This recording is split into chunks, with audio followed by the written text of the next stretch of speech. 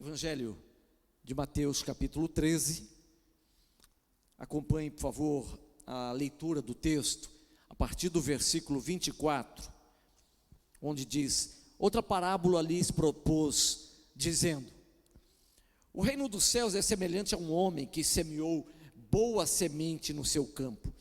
Mas enquanto os homens dormiam, veio o inimigo deles, semeou o joio no meio do trigo e retirou-se. E quando a erva cresceu e produziu fruto, apareceu também o joio. Então, vindo os servos do dono da casa, lhe disseram: Senhor, não semeastes boa semente no teu campo? De onde vem, pois, o joio? Ele, porém, lhes respondeu: o inimigo fez isso. Mas os servos lhe perguntaram: queres que vamos e arranquemos o joio? Não, replicou ele, para que ao separar o joio, não arranqueis também com ele o trigo. Deixai-os crescer juntos até a colheita, e no tempo da colheita direi aos ceifeiros: ajuntai primeiro o joio, atai-o em feixes para ser queimado, mas o trigo recolhei-o no meu celeiro. Por enquanto, até aí, queridos. Amados, eu creio que todos nós trabalhamos com planejamento, seja de maneira formal ou informal. Difícil alguém falar assim: não, eu não gosto, não lido com planejamento. Eu corro de essa coisa de planejamento. Eu acredito, na verdade, que quando uma pessoa está dizendo isso, ela está querendo dizer: eu não dependo apenas dos planejamentos, eu não sou assim bitolado em planejamento, mas o mínimo de planejamento ela tem. Uma pessoa dessa precisa ter um mínimo de planejamento na vida. Por exemplo, eu resolvi fazer, um bolo. Eu não posso chegar na cozinha de uma hora para outra e falar assim: eu vou fazer um bolo. Eu tenho que ter um planejamento. Qual é a receita? O que vai na receita? Será que eu tenho todos os ingredientes? Ou será que eu vou jogando tudo numa forma, o que vai aparecendo à frente? Não vai sair nada, né? Então não é verdade esse negócio: eu tenho um planejamento, eu preciso de um planejamento. Eu vou fazer uma viagem, eu preciso de um planejamento, sim ou não? Preciso de um planejamento. Para onde nós vamos? Pastor, eu estou andando assim no espírito, para onde o vento soprar estou indo. Mentira. Você precisa de um planejamento. Tem pessoas que passam aí um ano todo, né, fazendo um planejamento para uma viagem de uma semana, 10 dias, um mês, não sei, né, que direção eu vou tomar. Está frio, está calor, para onde eu vou, né, é um lugar de praia, está nevando naquele lugar, que roupa eu vou levar? Eu preciso de um planejamento para vir ao culto. Preciso de um planejamento, sim ou não? Preciso de um planejamento, né? Quanto tempo eu levo? Quanto tempo eu levo de casa até a igreja? Tem algumas pessoas que são assim, moram tão pertinho, 5 minutos, né? Minha irmã atravessa a rua, meia quadra de casa, olha que maravilha, né? Não precisa nem tirar o carro da garagem, deixa o carro encostado, a moto fica lá, né? Vem caminhando, uma maravilha. Mas eu tenho que saber bem, eu levo quantos minutos? Tem pessoas que levam 20 minutos, 30 minutos às vezes, dependendo, né? Chuva, etc, né? Eu tenho um planejamento para viver. Eu não consigo conceber a ideia de alguém vivendo sem um planejamento, ainda que informal. Ainda que na informalidade, eu preciso me planejar. Quando eu olho para a palavra do Senhor, eu entendo que Deus é um Deus de planejamentos, né? Quando eu vejo a criação do mundo, Deus estabelecendo, Deus criando as coisas, eu vejo Deus estabelecendo dentro de um plano, um propósito proposital específico, né? No primeiro dia Deus criou todas as coisas, e no segundo dia vamos tentar colocar as coisas em ordem de tudo que foi criado. Foi assim? Não, né, amados? Houve um planejamento. A palavra do Senhor diz que Jesus era o arquiteto na divindade, junto com o Pai, junto com o Espírito. Eles estavam ali, o arquiteto arquitetando como vai ser no primeiro dia. Algumas coisas foram estabelecidas, outras não. Houve o segundo dia. Havia um planejamento eterno para que tudo viesse a existir. Amém, queridos? Os que não disseram nada é porque não planejaram falar nem um amém. É assim também que funciona ou não? Amém. Sabe, queridos, quem semeia trigo espera colher e não joio, não é verdade? Porque o planejamento de quem semeia trigo é colher trigo e colher com abundância. Eu creio que muitos de nós, ou sem exceção, nós temos caminhado e temos semeado. E eu não sei qual a qualidade, a espécie das sementes que você tem semeado, dentro de casa, na sua empresa, nos seus negócios, mas eu creio que todos nós estamos semeando dentro de um plano específico. Nós temos lançado sementes e esperamos colher. Ninguém trabalha dentro de um propósito, chega ao final do mês, ou no início do mês, não sei, não receber nada. Não, pastor, eu estou vivendo pela fé, eu vou trabalhando, e se tiver pagamento, bem, se tiver contrapartida, bem. O importante, pastor, é semear em fé. Isso é verdade? Verdade ou não?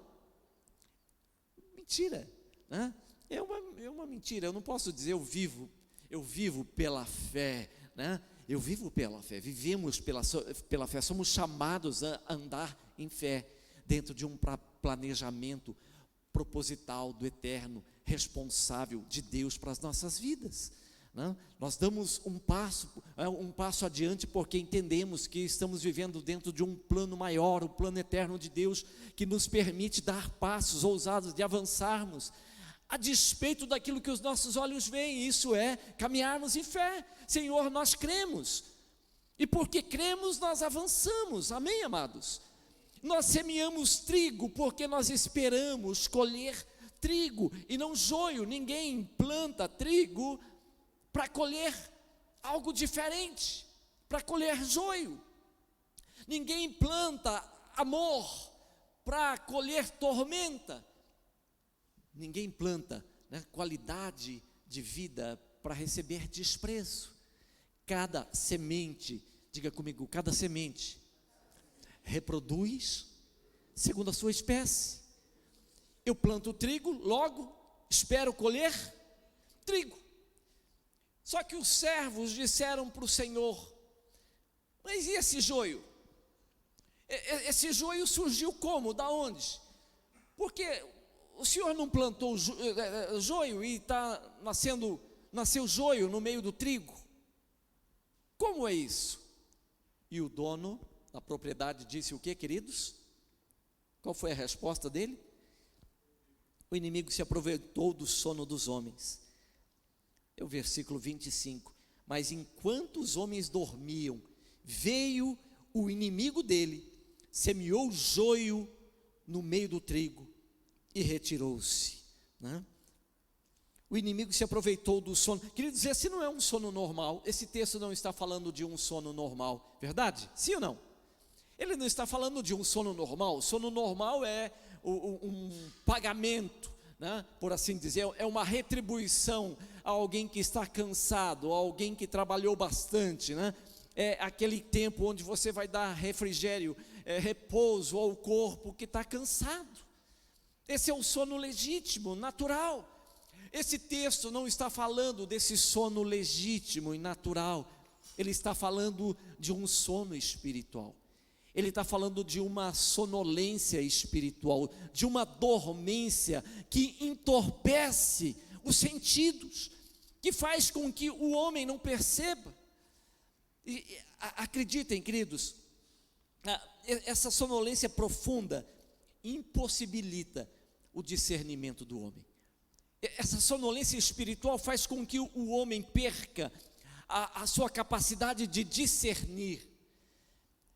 Eu creio que nós estamos vivendo um tempo assim, de muita sonolência espiritual. Eu creio que nós estamos, tudo isso está passando debaixo dos nossos olhos nesses dias. Eu creio que nós estamos vivendo dias onde nós estamos contemplando uma grande dormência espiritual no meio da nossa geração. Tem algumas coisas que acontecem, né, debaixo dos nossos olhos. Você fica olhando algumas coisas, você fala: meu Deus, eu não acredito. Eu não acredito que essa pessoa está vendo isso tudo acontecer e não toma uma iniciativa. Eu não acredito que alguém consiga ouvir isso sem ter uma reação. Você já percebeu algo assim? Já viu? Não? Tem algumas coisas que nos causam perplexidade, onde você olha algumas famílias sendo assim, estão sendo arrebentadas, alguns jovens sendo arrebentados, alguns casais sendo arrebentados, de uma maneira assim muito chocante, não é nada escondido. Ela vai sendo depredada, dilapidada, desconstruída, implodida aos poucos, e a pessoa está sem reação. E você olha e você fala: mas essa pessoa não vai reagir, ela vai esperar até quando? Né? Até quando mais ela vai aguardar para ter uma reação? Eu creio que nós estamos presenciando isso ao vivo e a cores nos dias atuais. Tem alguma coisa acontecendo, né? Tem alguma coisa acontecendo que não é normal, não é natural. Eu reputo isso, essa ação maligna do inimigo, do diabo, que tem gerado uma sonolência espiritual, uma dormência aos sentidos do homem, a ponto dele ouvir e não entender nada, a ponto dele ler e não conseguir compreender. Gente, é interessante isso, né? É interessante. Tem alguns homens de Deus que me inspiram demais nessa geração. Alguns desses homens, eu já disse, são líderes muito fortes, homens que Deus levantou. E esses homens me inspiram demais. E eu tenho acompanhado o ministério desses homens ao longo de vários anos. Alguns deles eu pude conhecê-los pessoalmente. E eu estava olhando um desses homens. Ele fez uma postagem muito interessante, ele fez uma declaração muito interessante, provocando a igreja nesses dias, e gerou a maior polêmica. E eu tentei entender porquê da polêmica em relação à mensagem, em relação à declaração dele para a igreja, e eu falei: mas estão falando coisas diferentes, são coisas distintas. Em algum momento alguém saiu, alguém entrou por uma curva, alguém pegou um atalho, alguém dobrou a esquina e eles se perderam. Até que em um determinado momento alguém com muita lucidez disse: gente, leiam novamente, porque isso basta uma mera interpretação do texto. Vocês estão falando de coisas distintas, vocês se perderam em relação à declaração, não é isso? Agora eu fico pensando, por que disso, queridos? Fala assim comigo: sonolência espiritual gera o embotamento dos sentidos. Eu ouço e não compreendo nada. O que estão falando? Está falando do que a respeito? Falando de dormir? Será que está na hora de terminar o culto? Pegar férias? Estamos cansados? Será que é isso? Né? Compreendem, queridos? Nós estamos passando por um tempo assim. O diabo tem semeado confusão. O intrigante o texto fala que enquanto os homens dormiam, o inimigo dele, ele semeou o joio no meio do trigo e retirou-se. O que causa estranheza é essa ação, é esse entrar e sair do inimigo de lugares sem que as pessoas percebam, sem que alguém tenha os olhos abertos e entenda: meu Deus, essa família está sendo desconstruída em plena luz do dia. Meu Deus, essa geração, essa juventude, né, esses moços, esses meninos estão sendo desconstruídos dia após dia, e os pais não estão percebendo. Quantos estão entendendo? Quantos? Você já percebeu? Vocês já perceberam essa ação sutil do diabo de entrar e sair? Ninguém percebe, ninguém fala, né? A coisa assim, é como se andássemos de olhos fechados. O que está acontecendo, né? Quem é que tirou o púlpito do lugar? Quem retirou a Bíblia das escolas? Quem retirou a palavra do Senhor do meio das famílias, né? Aonde nós podemos encontrar? Em algum momento nós tínhamos o temor de Deus como um lugar sólido, uma sólida referência no meio da família, dentro da sociedade. De repente tiraram, ninguém viu. Eles substituíram, tiraram a palavra do Senhor, o temor a Deus, alguma coisa foi colocada no lugar. Ninguém percebeu. O inimigo, ele entra, ele semeia confusão, ele sai e ninguém percebe. Estão comigo? Obrigado, graças a Deus. De vez em quando façam assim um barulho, né? Amém, aleluia, glória a Deus, para saber que vocês estão aqui, né? E estão acordados. Aleluia, graças a Deus, amém, amém, minha irmã, né? Já levantou a mão ali, né? Irmão Pedro, amém, meu irmão? Estamos juntos aí? Graças a Deus, graças a Deus. Queridos, Paulo lá em Efésios, eu quero ler com vocês. Paulo em Efésios, a igreja de Éfeso, ele estava falando exortando a igreja para que não andasse mais como os gentios, que andam na vaidade dos seus próprios pensamentos. E ele disse no versículo 4:18 de Efésios, ele diz: obscurecidos, os gentios andam obscurecidos de entendimento, alheios à vida de Deus, por causa da ignorância em que vivem, pela dureza, o texto diz, pela dureza do seu coração. Eu achei interessante esse versículo, quando Paulo está exortando, chamando, convocando a igreja, falando: gente, ei, não deixem, não permitam que a sorte de vocês seja confundida com a sorte, o caminho, as decisões, as escolhas dos gentios. Por quê? Porque eles andam obscurecidos de entendimento. O que é o entendimento obscurecido, queridos? É a mente entorpecida. Eles ouvem, não compreendem, leem, não sabem o que é que eles estão lendo. Pastor, não é um problema cognitivo, não, é um problema espiritual. Não é cognição, queridos. É ação espiritual. É o diabo entrando, é o diabo minando a mente, né? Cegando os olhos dessa geração, cegando os olhos dos homens. Não mais andeis como os gentios obscurecidos de entendimento, queridos. A mensagem do Evangelho não pode soar como uma canção de ninar para a mente sem entendimento, mas como uma trombeta chamando o homem de volta para Deus. Aleluia. Alguém entendeu? A mensagem do Evangelho, ela precisa soar dessa forma. A mensagem do Evangelho, quando ela nos toca, quando ela é liberada, ela tem que sacudir essa geração, queridos. Por quê? Porque nós vivemos em meio a uma geração de um entendimento obscurecido, entorpecido, né, por conta da decisão, né, de andar alheio à vida de Deus, ao chamado, ao propósito, ao plano de Deus.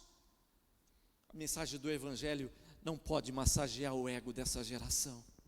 A mensagem do Evangelho não pode apenas trabalhar o adorno do homem com a mente entorpecida, obscurecida, que decidiu caminhar alheio, à margem, né, dos projetos e do plano de Deus. Não pode. A mensagem do Evangelho, de alguma forma, ela tem que tirar essa pessoa desse lugar. Ela tem que trazer essa pessoa, ela tem que despertar essa pessoa, ela tem que convocar essa pessoa se a mensagem do Evangelho tem nos deixado confortáveis no nosso lugar, eu sinto dizer que a nossa sorte ainda está no mesmo lugar que a sorte dos gentios, como disse Paulo à igreja dos Efésios, à igreja de Éfeso. E ele disse: não andem como os gentios. A mensagem do Evangelho, diga comigo, a mensagem do Evangelho precisa tirar o homem desse lugar confortável e sonolento. Quando a mensagem do Evangelho serve apenas para, como uma canção de ninar, né? Aquela mensagem suave, estou me sentindo mais leve. Ei! A mensagem do Evangelho não se presta a isso, para nos deixarmos mais leves, mas inquietos. A mensagem do Evangelho tem que inquietar a nossa geração, para que corramos para os pés do Senhor, para que busquemos Cristo Jesus, o Senhor e Salvador. Ela precisa gerar em nós a semelhança de Jesus, o caráter de Jesus, as feições de Jesus, a beleza de Jesus, as escolhas de Cristo Jesus. Nada mais, nada menos do que isso. Ele é a nossa referência, queridos, para que cresçamos. Se o Evangelho não está produzindo isso nas nossas vidas, na vida da igreja, ou eu sinto dizer, em nada nos diferencia dos gentios. Pastor, quem são os gentios? O povo que caminha à margem, alheio, uma vida paralela. Ei, nós não fomos chamados para uma vida paralela, para um caminho paralelo, para uma vida de atalhos. Nós somos chamados para caminhar nessa avenida principal, central, né, do propósito, do plano, do planejamento do eterno Deus para as nossas vidas, em nome de Jesus. Alguém pode dizer glória a Deus? Amém. Fala, eu creio que esse é o meu chamado, é o chamado para a minha geração. Queridos, o Evangelho, ao ser proclamado, e eu creio dessa forma, que quando o Evangelho ele é proclamado, ele age de duas formas. O Evangelho, ao ser proclamado, ele visa despertar o homem, a consciência embotada do homem, obscurecida de entendimento, para que esse homem retorne para o planejamento, para os planos eternos, originais do Criador, do Senhor, Salvador, Cristo Jesus, que estava junto ao Pai, dizendo: Pai, vamos estabelecer, vamos criar algo bom, vamos criar um jardim, um lugar de deleite, para que o homem habite e desfrute da Tua presença, da nossa presença eterna. O Evangelho, quando ele é liberado, ele desperta o homem, para que esse homem volte para Deus, para que esse homem não viva à margem, alheio aos propósitos eternos de Deus, mas para que esse homem fale: Senhor, eu andava errante, perdido, mas agora eu conheci a Tua palavra, eu me arrependo, e eu me arrependo até o pó, Senhor, jamais quero sair da Tua presença novamente. Amém, amados, aleluia. Deixa eu correr aqui, porque nós estamos indo para os finalmente dessa palavra. Ele desperta o homem da sua sonolência, é a primeira ação desse Evangelho, para que ele compreenda a salvação oferecida por Jesus. Mas mais do que isso, o Evangelho denuncia a ação do diabo, que insiste em destruir o homem. Queridos, na pregação, na proclamação do Evangelho, nós precisamos entender isso. Deus está chamando você e a mim, está chamando todo homem para que ele se arrependa, para que ele conheça o plano do eterno Deus para as nossas vidas. Em Cristo Jesus, em Jesus há salvação, fora dele não há vida. Jesus diz: eu sou o caminho, eu sou a verdade, eu sou a vida. Não há salvação em nenhuma filosofia de vida, não há atalhos que nos conduza de volta ao Pai, a não ser em Cristo Jesus. Ele é a centralidade da eternidade. coração de Deus foi sobejante de amor e se manifestou de uma forma plena em Jesus. Por isso Jesus diz: eu sou o caminho. Mas nós precisamos entender que há um inimigo que insiste em destruir as nossas vidas. Queridos, o diabo perdeu o lugar, e porque ele perdeu, ele insiste em fazer com que a igreja, você e eu, percamos também. É por isso que ele se levanta, é por isso que o inimigo ele tem trabalhado, e essa é uma das ações, essa é uma das fortes ações do diabo nesses dias. Como esse espírito de sonolência tem vindo. Pastor, tem vindo sobre os gentios? Não, tem vindo sobre a igreja. Meu Deus do céu, né? Assim, eu fico admirado como a igreja tem engolido tanta coisa. Eu fico admirado como a igreja é ávida por engolir qualquer coisa, né? Eu diria que nós precisamos de alguma forma exercitar com mais avidez esse ministério do despertamento dentro da igreja. Por quê? Porque é uma sonolência muito forte no meio do povo de Deus.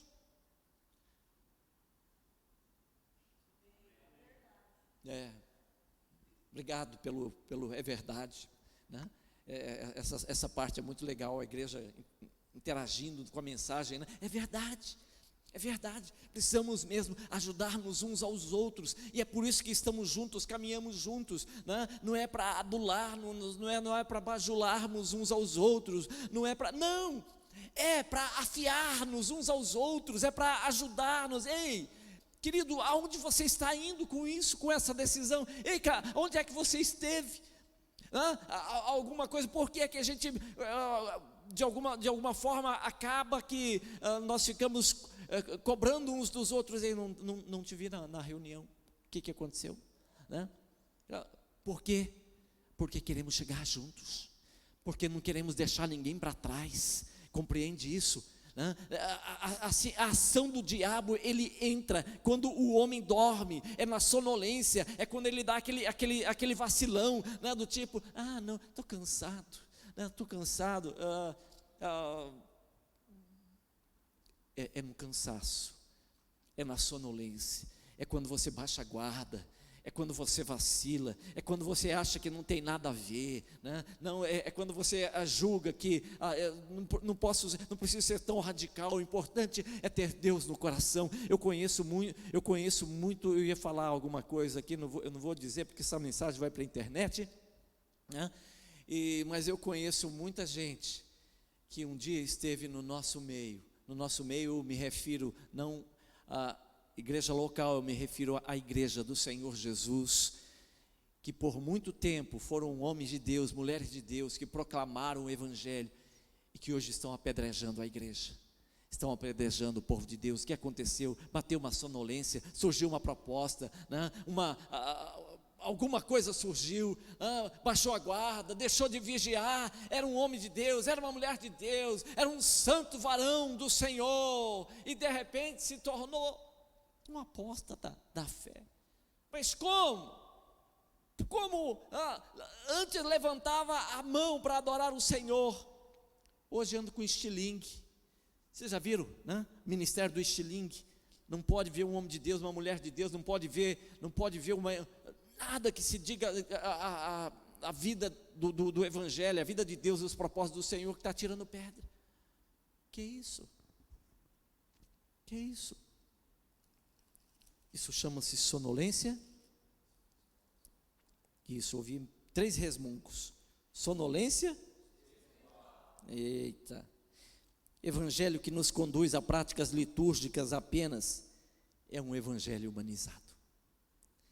O evangelho que nos conduz à prática litúrgica apenas é um evangelho humanizado. Eu não preciso estar acordado para tomar parte em práticas litúrgicas dentro da igreja.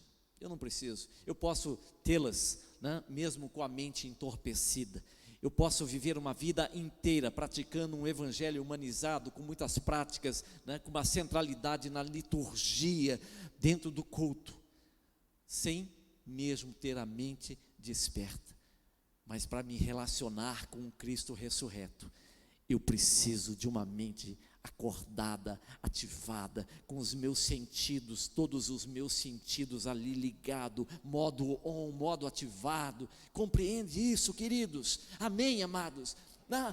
É por isso que, assim, sentarmos num lugar como esse para ouvir a palavra do Senhor não é uma atitude passiva, mas é uma atitude ativa. Eu estou interagindo com a mensagem, eu estou compreendendo, eu estou recebendo os desafios de Deus, estou dizendo ao Espírito Santo: Senhor, nós queremos mergulhar, nós queremos ir mais fundo, nós não queremos nos tornar como essa geração apóstata, que um dia caminhou na fé, teve passos, teve fibras espirituais bem densas, e de repente se tornaram ali fracos na fé, perseguidores da igreja.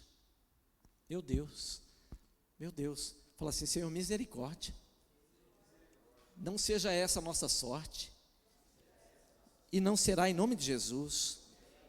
Aleluia, aleluia. Eu preciso estar com a minha consciência ativada para me relacionar com o Cristo ressurreto. Aleluia. Paulo diz à igreja de Éfeso, né? Desperta, ó tu que dormes, e Cristo te esclarecerá. Em outras versões, Cristo te iluminará, né? A luz do Evangelho, a luz da ação da palavra de Deus, quando vem, ela traz discernimento, ela mostra os nossos caminhos, ela norteia os nossos passos. Aleluia, amém, amados, aleluia. Vamos nos colocar em pé para finalizarmos então essa reunião.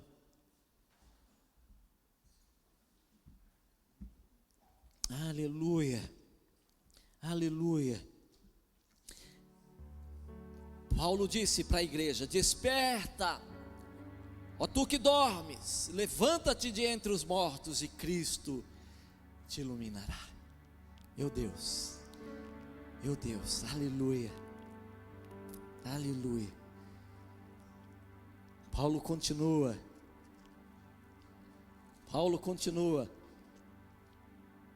dizendo: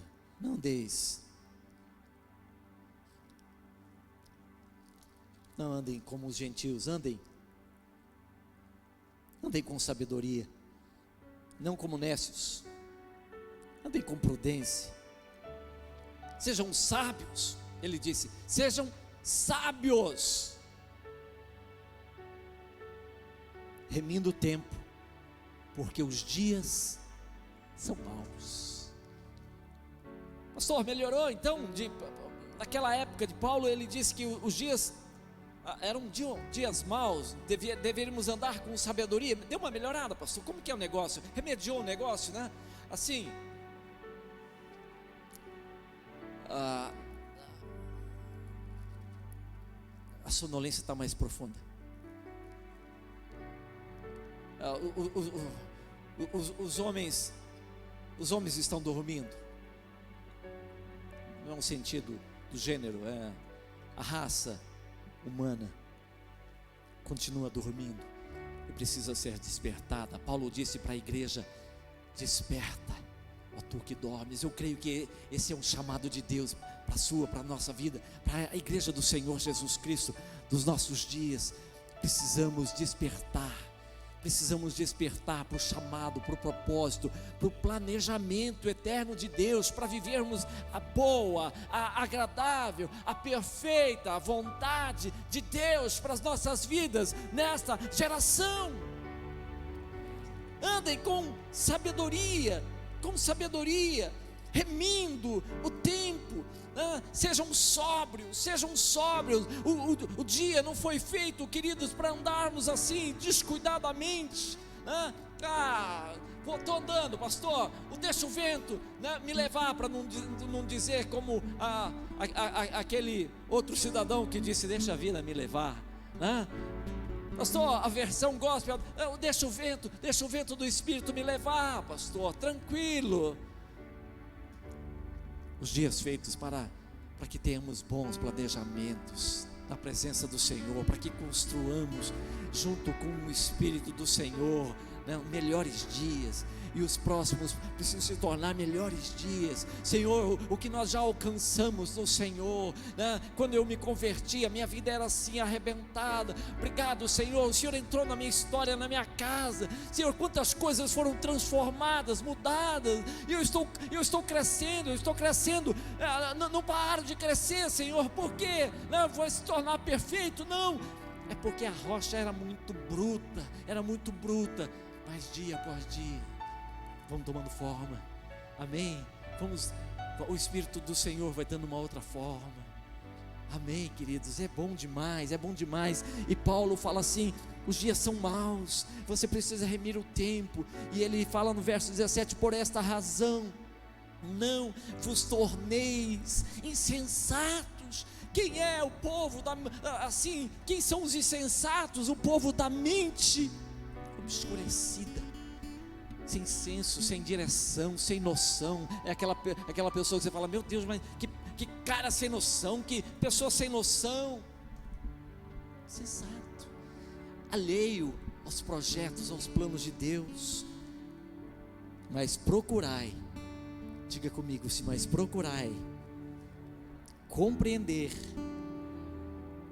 qual a vontade do Senhor. Aleluia. Não ande de qualquer forma, remindo o tempo. Os dias são maus, mas ele está dizendo: se lamentem, não, chorem, se prostrem, não é tempo de chorar, de se prostrar, de ficar rendido, escondido. Não é tempo de ir para cima, de abençoar a nossa geração, de exercer um ministério junto com o Espírito Santo nessa geração, chamando essa geração ao tempo do despertar.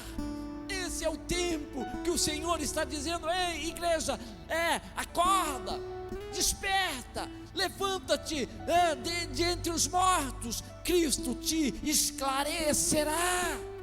Esse é o chamado de Deus, esse é o ministério do Espírito Santo para os dias atuais. Eu creio que esse é um bom ministério para você e eu exercermos, amém? É um excelente ministério. Pastor, eu não sei qual é o ministério. Você acaba de ser nomeado embaixadora do Senhor Jesus, juntamente com o Espírito Santo, para caminhar nas ruas e pelas ruas, proclamando: esse é o tempo do despertar de Deus para essa geração. O Evangelho que chama para sairmos do reino das trevas para a maravilhosa luz, é o Evangelho que aperfeiçoa, que consolida a boa obra do Senhor, e é o Evangelho que também denuncia as práticas do diabo.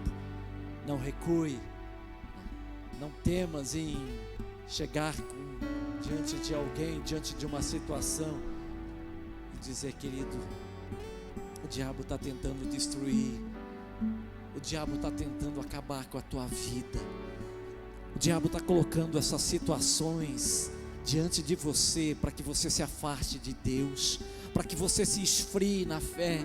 E nem sempre é a aridez, nem sempre é o deserto, às vezes é o palácio que ele, caminhos para o palácio que ele abre para que a pessoa se afaste, o coração de Deus. Compreenda isso? Isso é ação do inferno. A igreja está aqui, você e eu, para exercermos esse ministério ousado, com fé, poderoso na presença do Senhor. Aleluia. Quantos recebem? Quantos querem caminhar nesses dias assim, debaixo dessa unção, nessa unção forte, ousada do Senhor, como um servo, um dispenseiro de Deus, proclamando esse evangelho, evangelho da verdade, não é o evangelho que bajula, não é o evangelho que fica massageando o ego, não é o evangelho que em amor proclama os planos daquele que nos chamou das trevas para o reino, para um tempo de relacionamento com o eterno Deus. Aleluia, aleluia. Feche os teus olhos, por favor. Eu creio que essa é a batalha para os nossos dias. São as batalhas que temos enfrentado, as batalhas dos dias atuais. E o Senhor nos chama você e a minha igreja do Senhor, para batalharmos diligentemente pelas nossas famílias, pela nossa casa, batalharmos diligentemente por essa geração, pelas crianças, pelos adolescentes, pelos jovens, pelos casais, pelos homens, pelas mulheres, para que o inimigo, ao tentar criar uma situação de sonolência, de dormência, homens, você e eu, a igreja, mulheres, se levante e fala: opa, alto lá, nesse campo não, nesse lugar não, nessa casa não, tem um homem de Deus aqui, tem uma mulher de Deus aqui, e em nome do Senhor Jesus, nós impedimos a ação, nós impedimos que você semeie confusão, intriga, nós impedimos que você semeie morte, destruição, no meio dessa casa, no meio dessa família. Eu e a minha casa servimos ao Senhor, carregamos as marcas de Jesus. Satanás, alto lá, aqui não. Nós estamos denunciando as tuas práticas mentirosas, os teus ardis, os teus pensamentos ardilosos, os teus planos de morte, e nós te impedimos na autoridade do nome do Senhor Jesus Cristo, na autoridade do nome do Senhor Jesus. Sim, Senhor, nós estamos revestidos da tua autoridade. Obrigado, porque é a unção do teu Espírito, Senhor, que veio, está sobre as nossas vidas, está sobre a vida da igreja, que abençoa, que fortalece, que anima, que abre os nossos olhos, que nos dá discernimento nos dias atuais, para os dias atuais, Senhor. Obrigado por essa igreja, Senhor, parte do corpo do Senhor Jesus Cristo esparramado pelas nações, ó Deus eterno, que tem entendido o tempo do chamado do Senhor, para despertarmos, para caminharmos, para avançarmos, Senhor, para vivermos a perfeita vontade do Senhor. Oramos por essa igreja, oramos pelos casais, pelas famílias, pelos homens, mulheres, jovens, crianças, Senhor, ó Deus, que eles possam crescer, avançar dentro desse chamado poderoso do Senhor, em nome de Jesus. Meu Deus eterno, fortaleça mesmo a tua igreja, Senhor, ó Deus, para que nenhum seja pego em dormência, em sonolência, Senhor, como aquelas virgens nécias, Senhor, ó Deus, que perderam o azeite, que se esqueceram de manter uma reserva para o azeite. Não, Senhor, queremos estar assim, ó Deus, ativados, vigilantes, Senhor, andando com prudência, ó Deus, seguindo o plano eterno do Senhor para as nossas vidas. Abençoa, Senhor, nós te pedimos, a tua igreja nas nações, nessa cidade, na nação brasileira e nas nações, para que o teu evangelho seja liberado, ó Deus eterno, para trazer o homem de volta ao arrependimento, ao quebrantamento e ao lugar do relacionamento contigo. Nós te pedimos, nós oramos, em nome do Senhor Jesus.